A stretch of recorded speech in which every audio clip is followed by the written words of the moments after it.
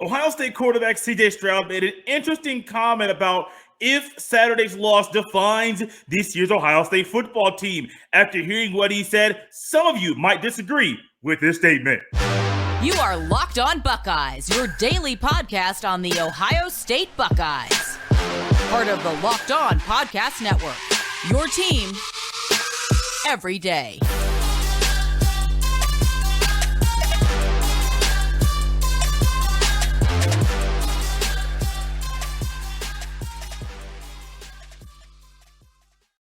What is up, Buckeye fans? Welcome back to another episode of Locked On Buckeyes for the Locked On Podcast Network. I'm your host, Jay Stevens, also the host of the Jay Stevens Podcast. It is Monday, November 28th in the year 2022, and I want to thank you for making Locked On Buckeyes your first listen or first watch of every single day. During today's episode, we will discuss why Ohio State can't make any excuses for Saturday's outcome or for how they played on Saturday against the Michigan Wolverines, and a bright spot in the mess was on the offensive side of the ball. One player stood out.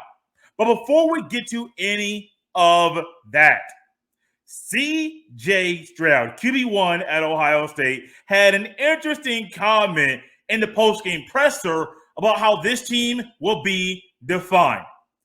Yes, there will be another game, at least one more game that will be played this year. So there's a possibility that Ohio State could end the season with a win. That's a true thing. However, at Ohio State, many of you believe that this game, the outcome of the game, defines the football team. You don't talk about bowl wins. You don't talk about other things like that. All you look at is who won the game between the team up north and Ohio State. Well, I'm going to read you C.J. Stroud's quote. I don't know where the question came from, or excuse me, I don't remember who exactly asked the question that prompted this response from Mr. Stroud. But once you hear this quote through your speakers that came from Stroud's mouth, you'll clearly understand the statement, and you'll understand quickly if you agree or disagree with what Stroud said. Quote, "I don't think one game defines us. I don't think this game defines our team," end quote. Like I said, after you hear the quote, you clearly understand what he said. And I bet you there's a certain level of emotion coming over some of you right now after hearing what C.J. Stroud says. Let's put it into perspective here clearly. Big picture, current season college football. Ohio State fell in the polls. I believe they're the number 5 team in the AP poll, which means they're probably going to be the number 5 team in the upcoming CFP poll that comes out on Tuesday night. Georgia 1, the team up north 2, TCU 3, USC 4, Ohio State 5. Realistically, there's a great chance that Ohio State is in the Final Four at the end of the season. And there's a chance, small chance, they can win the national championship at the end of the year. So they can walk away with hardware, a ring, a bowl win. All of those things are still up for grabs. But at Ohio State, many of you look at this school and look at this team and will say, they didn't beat the team up north. They lost to them back-to-back years. In the year after losing to them a year ago with the final score, let me get it back in my notes. I tried to forget it, but I couldn't for this show. 42-27 was the final score to last year's game. We heard all year, we're focused on one game. We're focused on one game. We brought coaches in. We had the personnel. We're focused on one game. And all of a sudden, when you're focused on that one game and the score is 24-20, what happens? The team up north goes on a long drive midway through the third. It ends at the 13-10 mark in the fourth quarter. And it seemed like all that was just talk. These are things that will define the team, this year's team. Yeah, the Natty is great. But over the next 20 years, what will be said about the 2022 Ohio State football team? They lost to the team up north after losing to them the year before. They talked. They said, all of a sudden, they were talking about how they were going to change things. New defense, offense was just exactly what they wanted. The team up north even had an injury, some injuries to players that were playing, an injury to a player that's a Heisman candidate, played in the game, ultimately did not come back to play in the game after the first series. I think Corum only played one series. And this year's team could be defined by this loss. The luxury is they can still win the Natty. Reality is that's probably not going to happen.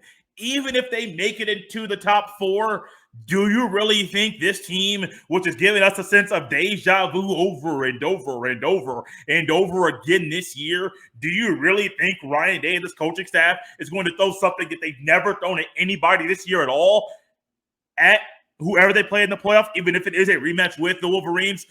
I don't think so. They showed us who they are. They showed us what they're going to do. Healthy or not, this is who Ohio State football is. A really talented football team that in the biggest game of the year, they flopped. That performance does define you. 0-2 against the team up north, that defines you as an Ohio State quarterback.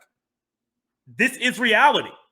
I said some of you would not agree with CJ Stroud with that comment, and I understand that many of you do not as well. Win the Natty this year, it's a possibility. Probably won't happen, but there's a slim chance that it could happen. If they make it into the Final Four, anything could happen. But this game, they talk about it. What do you say about John Cooper? Started off 1-2, had a losing record against the team up north. What do you say about Ryan Day? Bowl wins 2-2 in bowl games. Went to the Natty in 2020. Nope, what do you say? He lost back-to-back games to the team up north. And over the next few years, 5, 10, 15 years, 20 years, as commentators and people like us get further away from the season, we will all look back at 2022 and look at Stroud, look at this team, look at Ryan Day, and simply say they didn't get it done in back-to-back years in the biggest game of the season. You work all year for this game and not getting it done.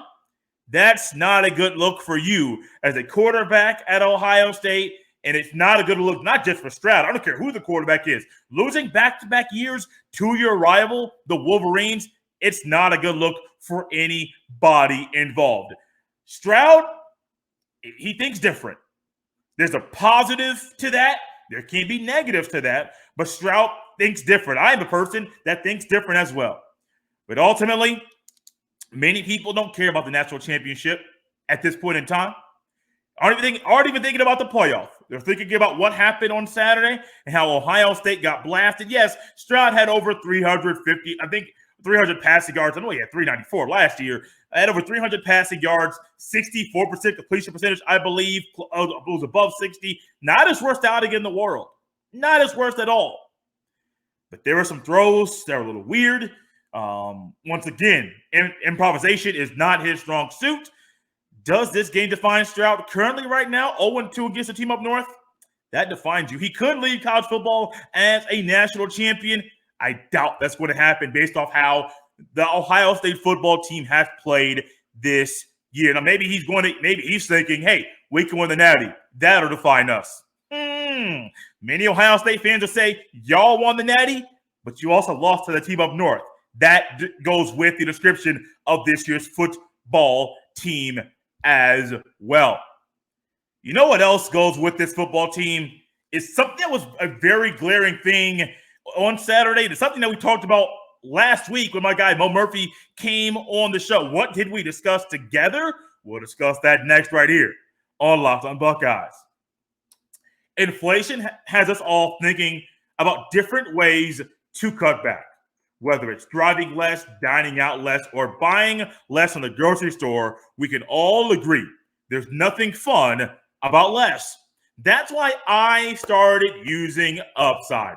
Upside is an incredible app for anyone who buys gas, groceries, or dines out. With Upside, I don't have to cut back because I get cash back on every purchase. To get started, download the free Upside app.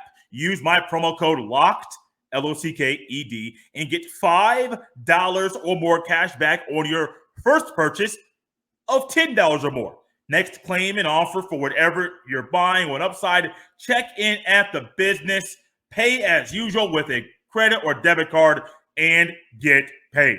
Upside users are earning more than $1 million every week. That's probably why they have a 4.8 star rating on the App Store. Download the free Upside app and use promo code LOCKED to get $5 or more cash back on your first purchase of $10 or more. That's $5 or more cash back on your first purchase of $10 or more using promo code LOCKED. This episode is brought to you by LinkedIn Jobs. These days, every new potential hire can feel like a high-stakes wager for your small business. You want to be 100% certain that you have access to the best qualified candidates available. That's why you have to check out LinkedIn Jobs. LinkedIn Jobs helps you find the right people for your team faster and for free.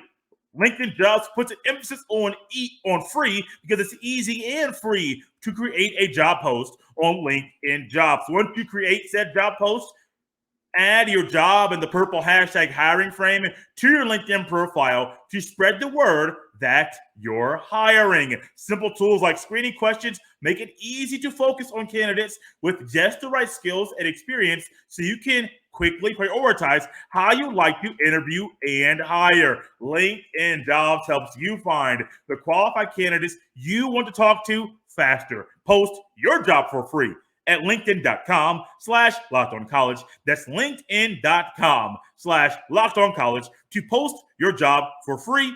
Terms and conditions apply. Thanks for making Locked On Buckeyes your first listen. For your next listen, check out the Locked On Sports Today podcast. The biggest stories of the day, plus instant reactions, big game recaps, and the take of the day. Available on the Odyssey app, YouTube, and wherever you get your fine podcast. So in the last segment, I mentioned about how people had worked all year, talked all year from the end of last year's game in the offseason, coaching changes, coaching additions, hitting the portal. People had talked a lot about about Saturday's game against the team up north. Ryan Day talked about it. I heard Brian Hartline in the school session. There was a video up about him. People talking about his coach, talking about his quarterback, talking about his team. I've heard talk all the time. I even heard people talking about the injury situation specifically for the Wolverines and saying Blake Corum being out. They didn't hit on any other injury at the team up north. Not one. Just mainly focused on the Heisman Trophy candidate because, one, that gets the clicks, and two, it's easy to talk about. But people kept saying that, hey, he's not healthy. He might not play. If he plays, he might give it a go. But it's going to be hard for him to play a full game in a grueling environment. That'll be on the field Saturday in the shoot. That's what I heard. Talk about it all the time. On Ohio State side, I heard people talking about, hey, the running back situation, who's healthy, who's not healthy, the linebacker situation with Eichenberg, with Tommy Two Thumbs, as Gus Johnson, Joe Klatt called him during the game. We heard about Lathan Ransom blocking a punt with the hand that had a broke thumb on it. Heard about Matt Jones. I kind of emphasized that one more than I think other people did, but I emphasized that quite a bit. And I heard my buddy Mo Murphy come on the show and simply state, I talked about how the weather, and at the time when we recorded the show, inclement weather was in the forecast, and things like that came up, and Mo said clearly, there's no excuses. You can't use excuses in this game.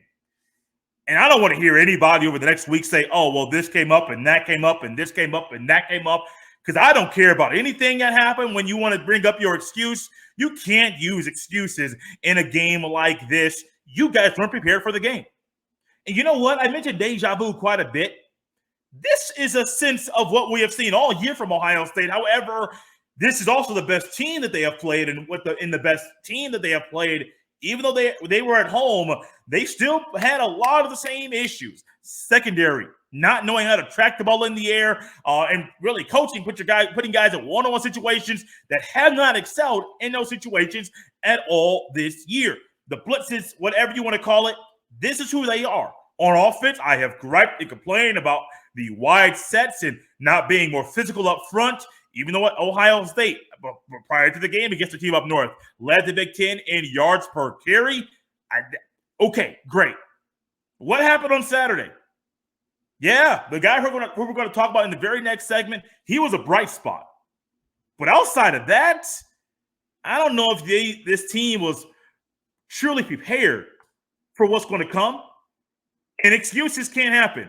If there was inclement weather, you can't bring excuses up. If you want to talk about the injuries, you can't use those either. Not being prepared and getting out coached again, that defines this year's football team in this game. Mainly the thing about being out coached, because this is not the first time Ohio State and the head coach and the coaches have been out coached.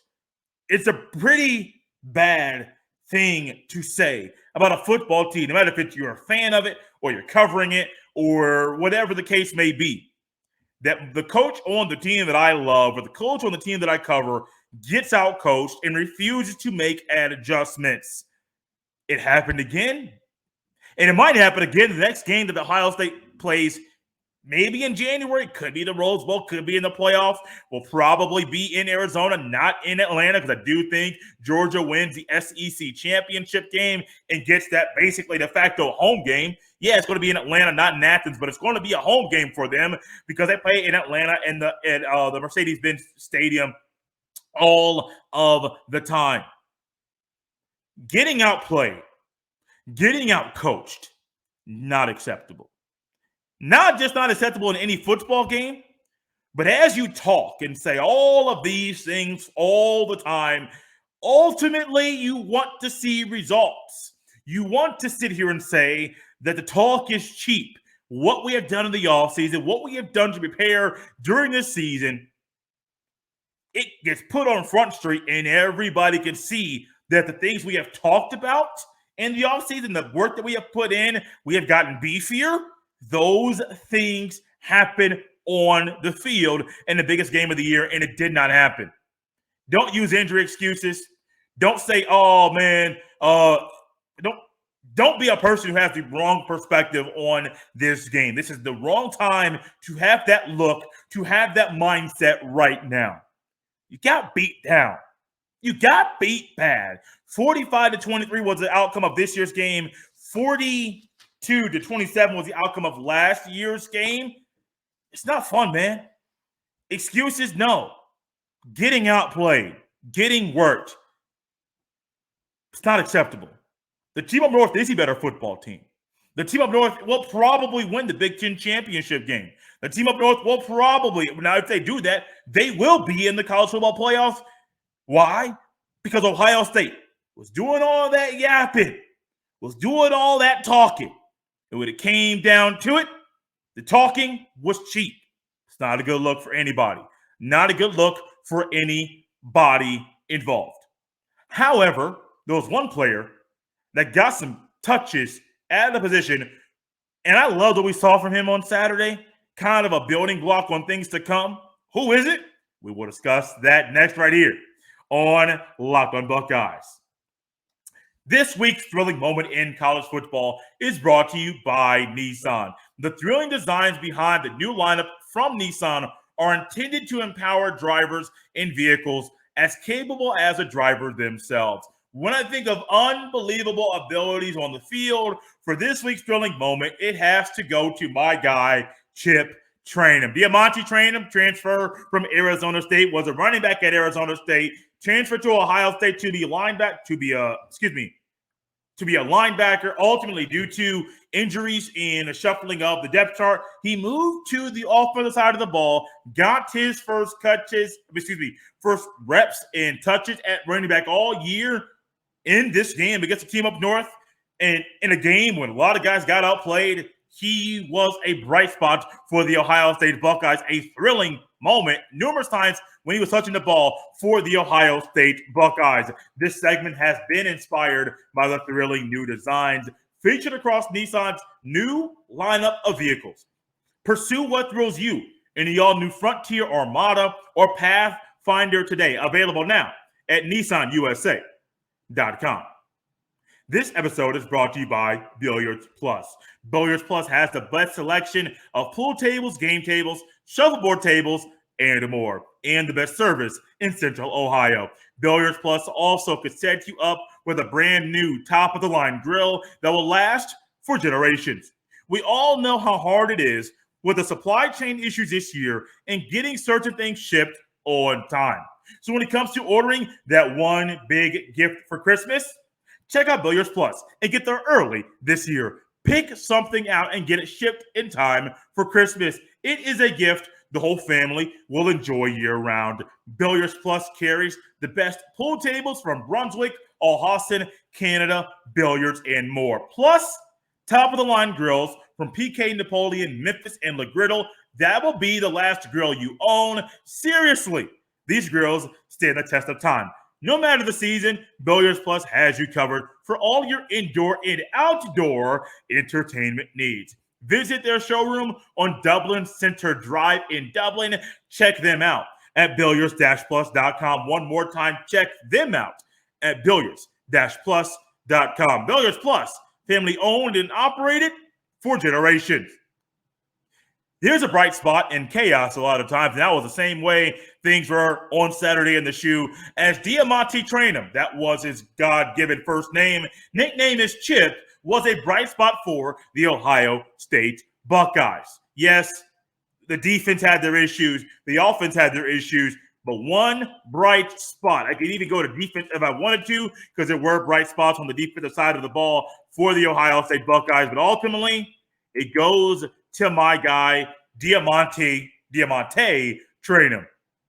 Imagine a guy getting his first touches and reps at a certain position in the biggest game of the year on the first drive of the game. And then throughout the game, being somebody that you would think, hey, we'll see more of him. He'll get more touches and get more play. Ultimately, that did not happen. Comes back into the game, and he gets more touches and gets more carries, and you say, why are you waiting now to use him at this position? That's how it was for my guy Chip Traynum on Saturday against the team up north. Ohio State needed a spark, something. Yeah, Emeka Egbuka had 9 catches. Harrison Jr. had 7. You got some flashes of some good play from Julian Fleming. He had 5. But ultimately, you needed somebody in the ground game. You had 225 receiving yards combined for Egbuka and Harrison Jr. You expect those things from those guys, along with 44 for number 2, along with 42 for number 18.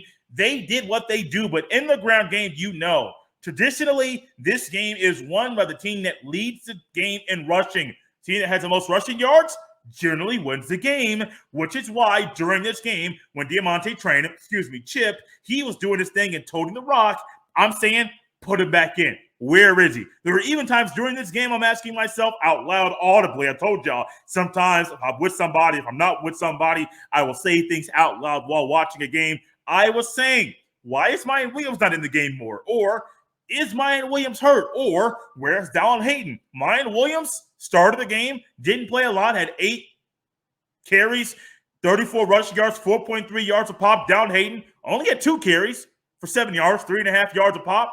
I'm sitting here trying to wonder, like, where are these guys?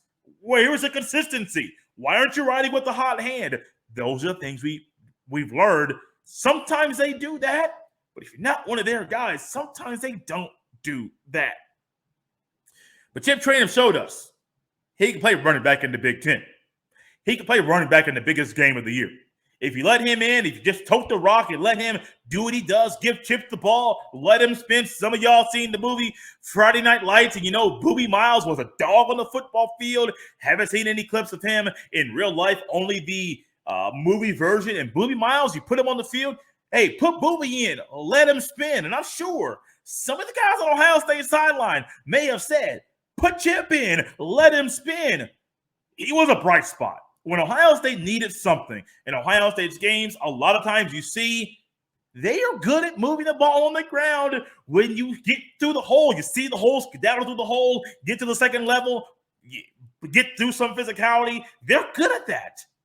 That's why Chip Traynum in the next game Ohio State plays, no matter if it's the Rose Bowl, another bowl, or even in the playoff, which will still be a bowl game there, you should expect to see Chip. I would love to see Chip try to play the football. Unfortunately, nobody knows what's going to happen. The transfer portal and that window opens on December 5th. My gut says there's a running back at Ohio State that immediately enters a portal as the portal opens. I don't know if that's going to open. That's going to come out prior. You can announce you're entering the portal prior to the portal being open. I don't know if that's how things are going to be, but one thing I do know is this.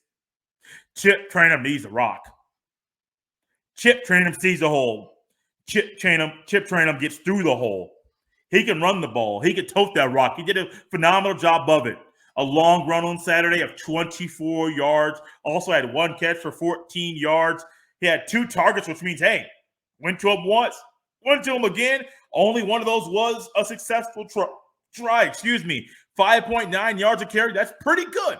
That's better than pretty good. 14 carries, 83 rushing yards in the game. That's pretty good for a guy who has not played running back at all at Ohio State, especially when it comes in the biggest game of the year. And a game that was ugly, that had a lot of us stressed out, that caused some of us to kind of mentally shut down and not do a lot of things that you normally do after an Ohio State football game.